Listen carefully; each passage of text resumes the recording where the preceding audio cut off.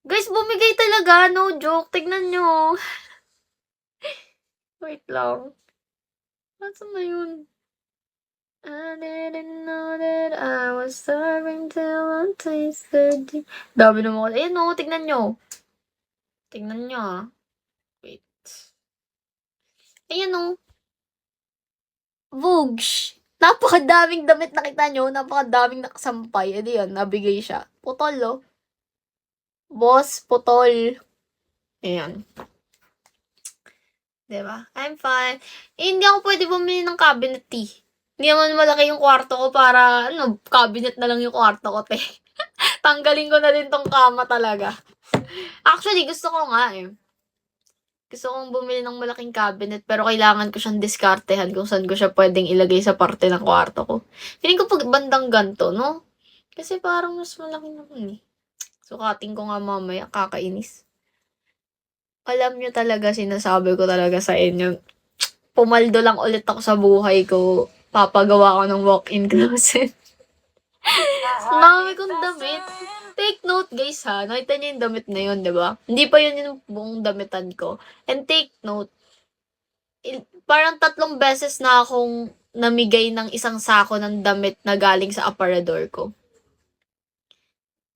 Oo, hindi siya nauubos. Di ko alam bakit. Tapos ang dami ko pang hindi nasusuot. Mga naka-price tag pa yung mga yan. Kaya tuloy pag pinamimigay ko, swerte yung mga nabibigyan ko. Kasi talagang hindi ko pa nagamit, hindi ko pa nasuot. Lalo na nung, di ba kasi ang laki ko dati.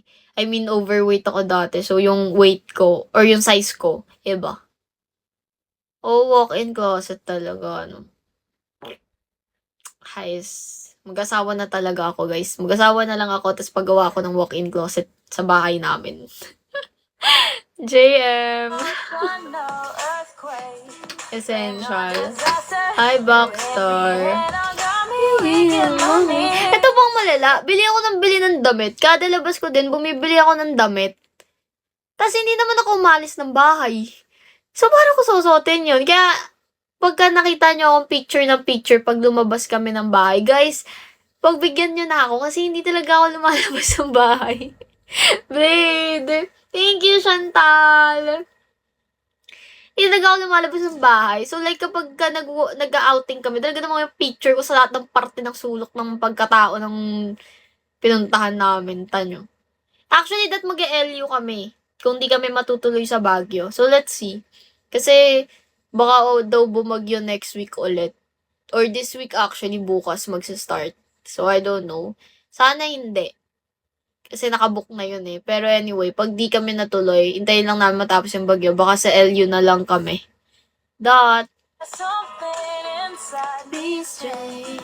I was so much younger yesterday. LU na naman, no? Tapos pag nag-picture na naman ako, sabihin na naman AI yung katawan ko. Leche talagang buhay ito.